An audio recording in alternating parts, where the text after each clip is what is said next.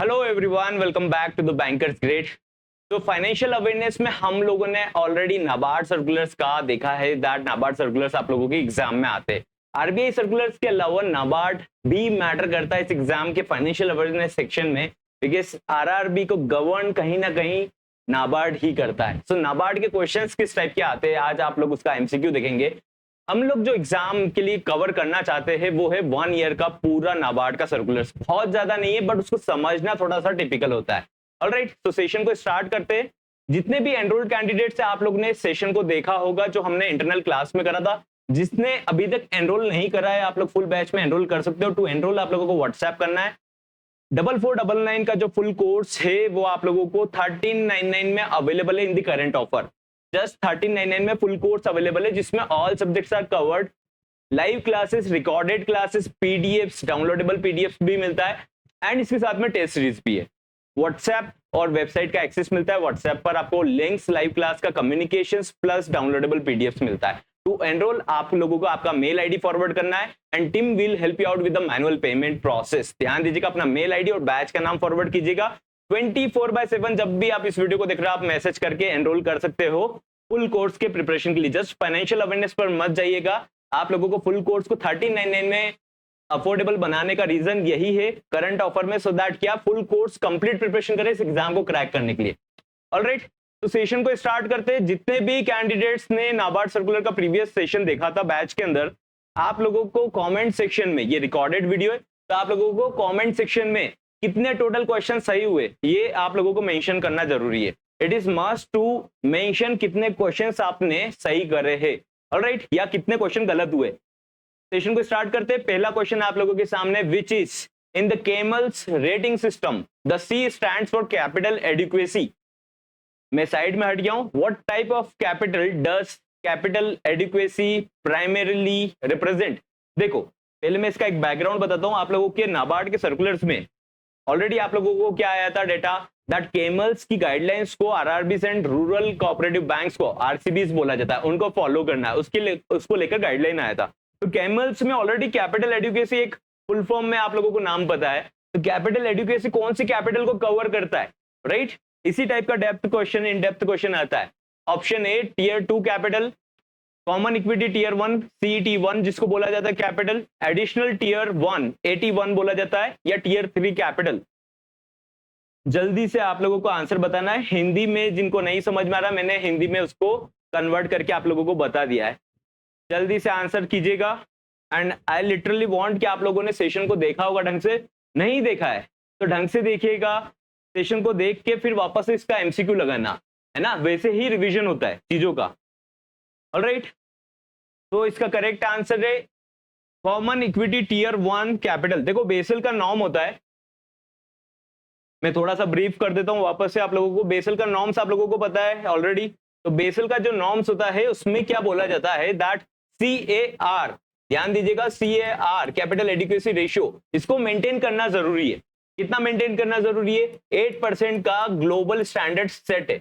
Basal क्या है? Basal एक कमिटी है जो स्विट्जरलैंड के वहां पर एक सिटी में है।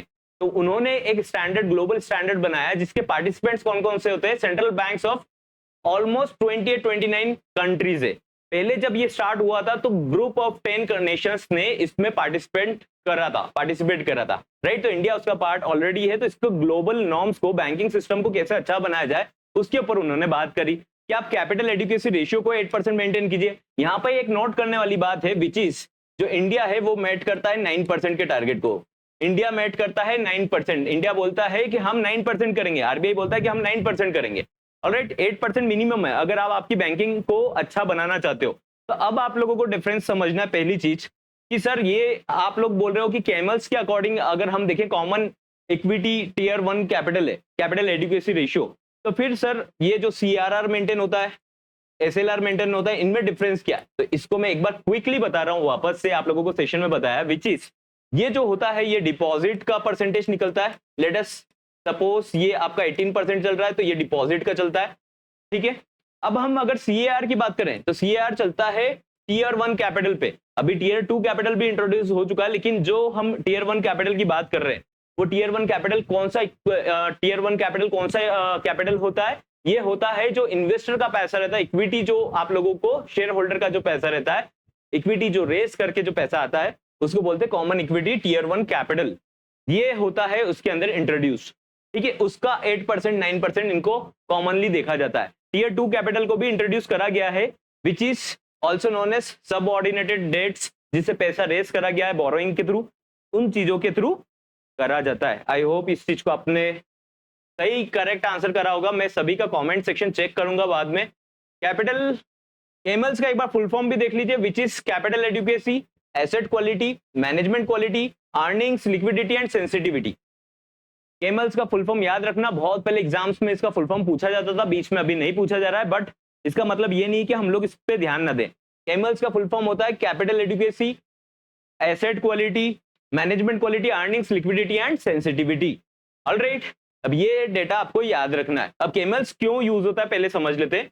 ये एक रेटिंग रहता है जो यूजुअली रेगुलेटर्स प्रोवाइड करते हैं to banks on the basis of this norms. 1 to 5 के बीच में रेट करते हैं। 1 मीन्स अच्छा क्वालिटी चल रहा है बैंक का, क्योंकि अगर वो एसेट क्वालिटी उसका अच्छा है, कैपिटल एडिक्वेसी प्रॉपर्ली मेंटेन कर रहे हैं, अगर वो मैनेजमेंट क्वालिटी उनका अच्छा है, अर्निंग्स अच्छा है, प्रॉफिटेबल है, लिक्विडिटी का उनका पैसा पड़ा हुआ है उनके पास, और सेंसिटिविटी है ना, साइबर सिक्योरिटी थ्रेट सबके अगेंस्ट वो लोग अच्छा प्रॉपर्ली काम कर रहे हैं, तो उनको अच्छा रेटिंग मिलता है। 5 रेटिंग मतलब पुअर रेटिंग है। आप देखते होंगे जैसे कि पीसीए फ्रेमवर्क इन सब में पुट करा जाता है, तो ये सब डेटा को रेफर करा जाता है। तो ये नाबार्ड सर्कुलर में आरसीबी एंड आरआरबी के लिए एक केमल्स के ऊपर गाइडलाइन आया था, हम लोग उसके बारे में भी क्वेश्चन देखेंगे। ऑलराइट, तो ये चीज अगर आपको नहीं पता था नोट डाउन करना।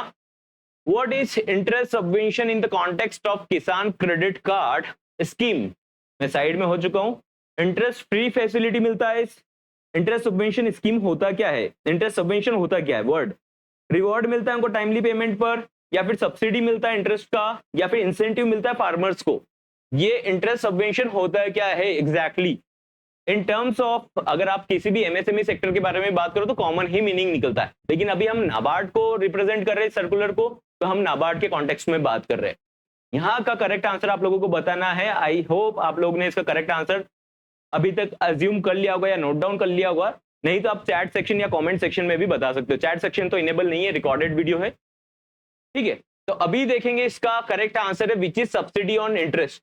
देखो सपोज करते हैं 10% का इंटरेस्ट चल रहा है, सपोज करते हैं ऐसे 9% चल रहा है, 10% का इंटरेस्ट चलता है, उस पे अगर इंटरेस्ट सबवेंशन मिल रहा है सपोज करते हैं 4% का, तो उसका मतलब होता है कि ये डिस्काउंट मिला है, ये डिस्काउंट मिला है 4%। लोग कंफ्यूज होते हैं, कैंडिडेट्स कंफ्यूज होते हैं दैट ये 4% का अगर इंटरेस्ट सबवेंशन मिला है तो इसका मतलब ये तो नहीं है कि 4% जो किसान है उसको भरना है, नहीं, ये 10% में से -4 होगा, दैट मीन्स 6% किसान को भरना है। Is that clear? 6% का उसको इफेक्टिव इंटरेस्ट लगेगा, मतलब उसको इंटरेस्ट पे डिस्काउंट मिलेगा, इसमें कंफ्यूज नहीं होना है। Alright, now moving towards the next question which is subsidy on interest समझ सकते हो या फिर डिस्काउंट, राइट। अब हमने केमल्स की बात करी तो इसमें ई केमल्स सी ये एक वर्जन है उसी का, तो ये वर्जन क्या डिनोट करता है? ई जो है केमल्स में, अभी केमल्स का फुल फॉर्म हम लोगों ने देख लिया है। ई केमल्स ये रिप्रेजेंट क्या करता है? ई रिप्रेजेंट क्या करता है? इलेक्ट्रॉनिक्स, इफेक्टिवनेस, इकोनॉमिक स्टेबिलिटी और इनहांस्ड। इसका करेक्ट आंसर मुझे चाहिए सभी का, क्योंकि हमने सेशन में इस पे बार बार डिस्कशन करा था, एक ऐसा क्वेश्चन आता ही आता है। और ई केमल्स सी को हम क्यों रिप्रेजेंट कर रहे हैं यहाँ पर सेशन में? बिकॉज इसके ऊपर गाइडलाइन नाबार्ड ने अभी इशू करा है, ठीक है, तो उसका बेसिक्स भी आपको पता होना चाहिए। तो आई गेस आप लोगों ने इसका करेक्ट आंसर अभी तक फाइंड आउट कर लिया होगा। इसका करेक्ट आंसर है इनहांस्ड, इसका करेक्ट आंसर है इनहांस्ड, नॉट इलेक्ट्रॉनिक्स। ई केमल्स सी का मतलब इलेक्ट्रॉनिक मत करना, कंफ्यूज हो जाओगे, क्योंकि इलेक्ट्रॉनिक ई फॉर यूजुअली क्या होता है, इलेक्ट्रॉनिक को रिप्रेजेंट करा जाता है, यहाँ पर इनहांस्ड है। इनहांस्ड मतलब मॉडिफाइड या फिर एक बेटर इफेक्टिव पार्ट है, तो इनहांस्ड इसका फुल फॉर्म है ई का। अब यहाँ पर एक और चीज आपने देखा है, इनहांस्ड में सी भी आ गया है, तो ये सी क्या रिप्रेजेंट करता है? ये सी रिप्रेजेंट करता है, इसको नोट डाउन कर लेना सभी, ये सी रिप्रेजेंट करता है कंप्लायंस। ये सी क्या रिप्रेजेंट करता है? It represents compliance. ऑलराइट, जिसने सेशन नहीं देखा था वेबसाइट पर अवेलेबल है, या टीम को मैसेज करना, आप लोगों को पीडीएफ मिल जाएगा जिसने लेटेस्ट ज्वाइन करा है। जिसने ज्वाइन नहीं करा, फुल कोर्स का प्रिपरेशन करने के लिए ज्वाइन कीजिएगा, उससे आप ही का बेनिफिट होगा, इसी के लिए आप लोगों का जो फुल कोर्स है 1399 में अवेलेबल है। जब भी आप इस वीडियो को देखते हो 24/7 मीन्स आप रात को देख रहे हो, परसों देख रहे हो, 2 दिन बाद देख रहे हो, 5 दिन बाद देख रहे हो, आप टीम को मैसेज कीजिएगा, team will help you out with the enrolment process. Alright, now complete preparation करोगे तो ही आप लोग अच्छा परफॉर्म कर पाओगे। कैपिटल इसका पीडीएफ आप लोगों को बैच में मिल जाएगा। Alright, now the next question is under the, देखो एक और चीज ध्यान रखना, अभी हम एक और डिस्कशन करेंगे कि फाइनेंशियल अवेयरनेस का जो टॉपिक्स है, सिलेबस है, वो मॉडिफाई होकर किस लेवल पर आ रहा है। अब ये पीओ क्लरिकल नहीं है, अब ये थोड़ा सा प्रोफेशनल हो रहा है, ठीक है। तो आप लोगों को ये चीज भी ध्यान देना है। Under the modified interest subvention scheme, ISS बोला जाता है, इंटरेस्ट सबवेंशन स्कीम को बोला जाता है ISS, है ना। What is the annual interest subvention rate provided to regional rural banks for short term loans. Short term loans का डेफिनेशन होता है 3 लाख और बिलो। शॉर्ट टर्म लोन्स का डेफिनेशन याद रखना, विच इज 3 लाख और बिलो, ठीक है। बड़े वाले लोन पर ये वैलिड नहीं होता है इंटरेस्ट सबवेंशन स्कीम। तो इंटरेस्ट सबवेंशन स्कीम में जो ISS है, जो रेट है, इंटरेस्ट सबवेंशन रेट जो है स्कीम में जो रेट मिलता है एनुअल इंटरेस्ट रेट, वो कितना परसेंटेज है? 1, 1.5%, 2%, 3.5%। आप लोगों को करेक्ट आंसर बताना है। आई होप आप लोग इसका करेक्ट आंसर फाइंड आउट कर चुके होंगे। इसका करेक्ट आंसर है 1.5। पहले जब अर्लियर ये इंट्रोड्यूस हुआ था scheme for KCC and agricultural development के लिए, तो उसमें ये परसेंटेज था 2%। पुराना पूछते तो 2% बताना है।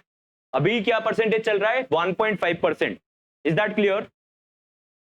ठीक है, आप सब आपके मार्क्स काउंट करके रखना, तभी आप लोग का रिवीजन होगा, नहीं तो फिर ये सब चीजें रिवाइज नहीं कर पाओगे। Now next question is under the interest subvention scheme, what additional interest subvention do farmers receive if they repay their loans on time? देखो 1.5% तो हो गया था टाइम पे रिपे करने पे। अगर वो टाइम पे रिपे करते, सपोज 12 मंथ्स के अंदर में उन्होंने रिपे कर दिया टाइम पर, तो उनको एडिशनल इंसेंटिव मिलता है। इंसेंटिव मतलब इंटरेस्ट का इंसेंटिव मिलता है। तो वो कितना परसेंट मिलता है? 2%। आपके ऑप्शन है 3%, 4% और 5%। मैं आंसर्स ऑप्शंस आप लोगों को बता रहा हूं, 2%, 3%, 4% और 5%। करेक्ट आंसर बताना है। टाइमली रिपेमेंट हो जाता है, 1.5% का तो मिल रहा है, 1.5% का उनको डिस्काउंट मिल गया इंटरेस्ट में, ठीक है, ये समझ लीजिए। अगर वो टाइमली रिपे करते तो उनको कुछ बेनिफिट दिया जाएगा, है ना। तो वो बेनिफिट कितने परसेंट का मिलेगा? करेक्ट आंसर यहां पर है आप लोगों का, which is 3%। Correct answer is 3%। तो टोटल कितना हो जाएगा? Plus 1.5%, 4.5%। Is that clear? Clear है ये चीज? ऐसे ही क्वेश्चन आते हैं थोड़ा सा प्रोफेशनल तरीके से, ऐसा डेफिनेशन नहीं पूछेंगे कि कैमल्स क्यों अप्लाई करा गया, राइट। उसका कॉन्सेप्ट समझ के जाएंगे एग्जाम में तो बेनिफिट मिलेगा। Alright, now next question is under interest subvention scheme, farmers storing produce in accredited warehouses can extend the subvention for how many months post harvest? देखो, किसान अगर खेती कर रहा है, उसने फाइनेंस उठाया है, लेकिन अगर उसका खेती का रेट नहीं आ रहा, आई मीन उसका जो फसल है उसका रेट नहीं आ रहा है, तो वो वेयर हाउस में रख रहा है। तो वेयर हाउस में रखने के लिए उसको भी एक प्रोवाइड करा जाता है फैसिलिटी कि आप वेयर हाउस में रख रहे हो तो हम आपको सबवेंशन दे देंगे, मतलब कितने महीने एक्सटेंड कर देंगे आपका रिपेमेंट। तो वो फैसिलिटी उनको मिलता है, तो दैट कि उनको मजबूरी में बेचना ना पड़े, है ना। तो उस चीज के लिए उनको कितना एक्सटेंशन मिलता है? पोस्ट हार्वेस्ट, हार्वेस्ट हो गया, फसल कटाई हो गया, उसके बाद कितने मंथ्स का मिलता है? 3 मंथ्स, 6 मंथ्स, 9 मंथ्स और 12 मंथ्स। करेक्ट आंसर सभी को बताना है।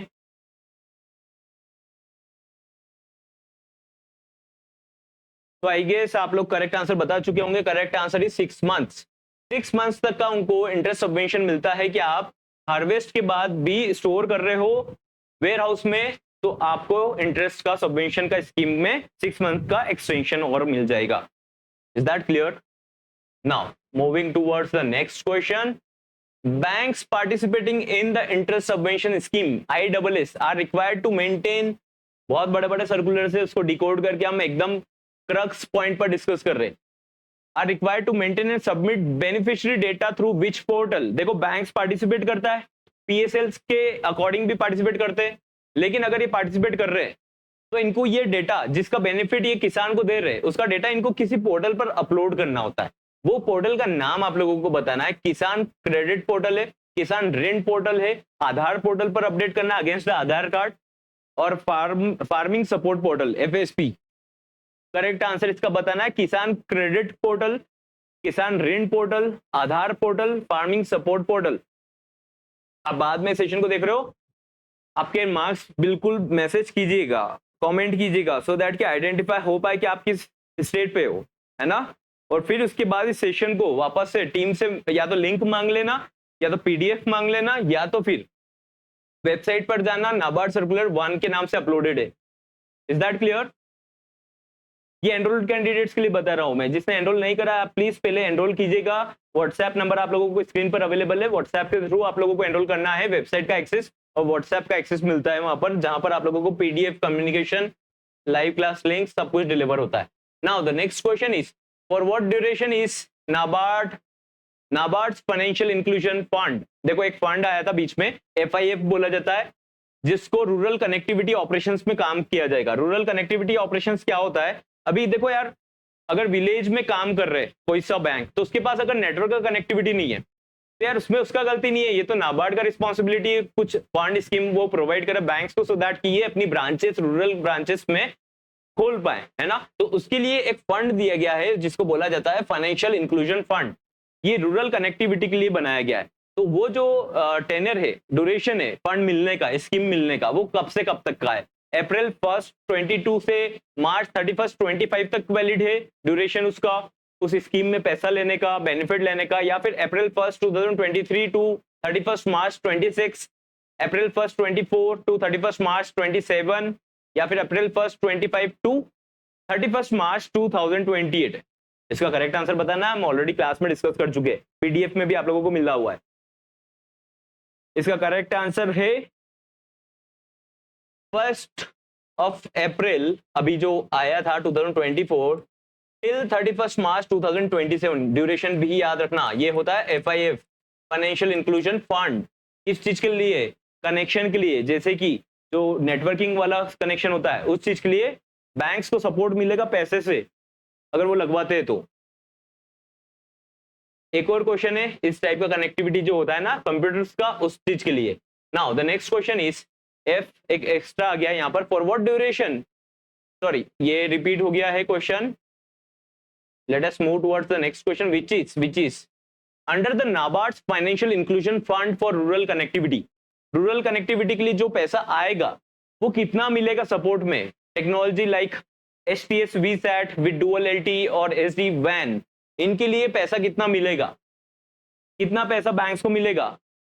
करेक्ट आंसर बताना है। Up to 1 lakh 50% of the cost, up to 2 lakh 70% of the cost, 3 lakh 90% of the cost, या फिर up to 4 lakh 100% of the cost. कितना अमाउंट इनको मिलेगा सेटअप के लिए?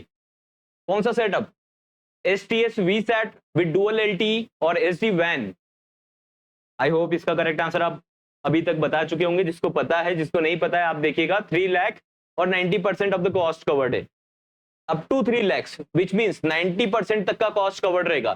सपोज करते हैं इन्होंने 3 लाख का एक्सपेंडिचर करा है, तो 90% कितना होता है? 2.70 लाख कवर होगा, ठीक है, नॉट 3 लैक्स। हर केस में 3 लैक्स नहीं, अप टू का मीनिंग होता है। Alright, now next question is, I hope next question रहेगा। चलो, इसका ऑप्शंस अवेलेबल नहीं है, आप लोगों को खुद से बताना है। देखो एक एंश्योर पोर्टल होता है जहां पर ग्रामीण बैंक और जितना भी किसान रिलेटेड डेटा रहता है उसको अपलोड करा जाता है। ये नाबार्ड का एक प्लेटफॉर्म है ना, आपको ध्यान देना है। और आपने प्रीवियस एग्जाम्स में ये वर्ड सुना भी होगा, हो सकता है आपको समझ में नहीं आया होगा। तो ये स्टैंड करता है नाबार्ड के प्लेटफॉर्म पे।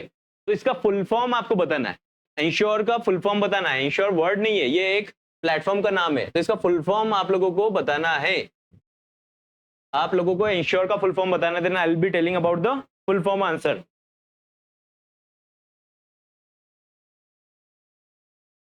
करेक्ट आंसर क्या है इसका? तो the correct answer is, ensure का करेक्ट आंसर है, अच्छा इसका डेटा मैं इंक्लूड करना भूल गया हूं, तो electronic submission for reports. Electronic submission for reports is the correct answer. What is the correct answer? Electronic submission of for reports. इसका करेक्ट आंसर ये रहेगा, है ना। इंश्योर क्या है, ये प्लेटफॉर्म है। कौन सा प्लेटफॉर्म है?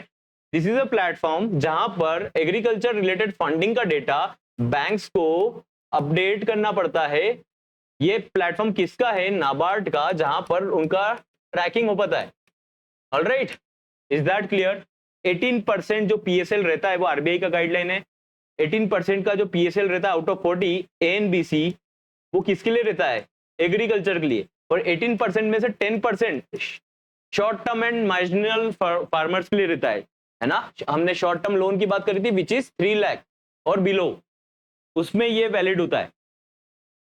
Is that clear? So I hope आप लोगों को सेशन में क्लैरिटी मिला होगा। ठीक है, तो ये था हमारा एक क्विक रिवीजन। आप लोगों के कितने मार्क्स आए हैं आप कमेंट सेक्शन में मार्क्स बताना। मार्क्स नहीं बता पा रहे तो कितने गलत हुए ये बताना जरूर, ठीक है, जिससे आइडेंटिफाई हो पाए कि आप लर्निंग कर पा रहे हो नहीं कर पा रहे हो।